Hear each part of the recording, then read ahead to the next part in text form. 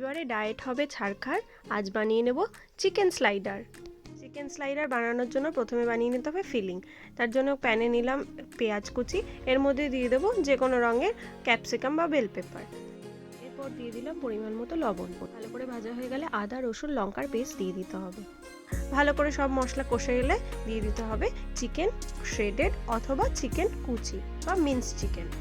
মশলার সাথে চিকেন ভালো করে কষলে জল বেরোবে। একদম শেষ পর্যায়ে দিতে হবে একটু টমেটো কেচাপ আর একটু সয়া সস। ঝাল বেশি খেতে চাইলে একটু গোলমরিচের গুঁড়ো দেওয়া যেতে পারে। ব্যাস, আমাদের চিকেন স্লাইডারের ফিলিং একদম রেডি। এর মধ্যে একটু মেয়োনিজ মিশিয়ে দিলাম। এই মেয়োনিজটা পরে ব্রেডের মধ্যেও একটু লাগিয়ে দিলে ভালো লাগবে। তারপরে ব্রেডটাকে একটু ভালো করে সেঁকে নিলাম আর ভেতরে ব্রেডটাকে কেটে নিলাম। এরকম ধরনের বান নিলেই সবচেয়ে ভালো হয় অথেন্টিক্যালি চিকেন স্লাইডার করার জন্য।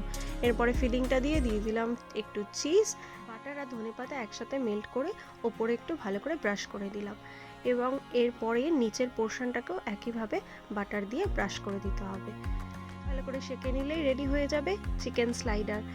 ফ্যামিলিতে এরকম আমেরিকান টিফিন বানিয়ে দিলে 8 থেকে 80 বাড়ির সবাই হয়ে যাবে খুশি। রেসিপিটি কেমন লাগলো অবশ্যই আমাকে জানাবেন। Thanks for watching, bye bye.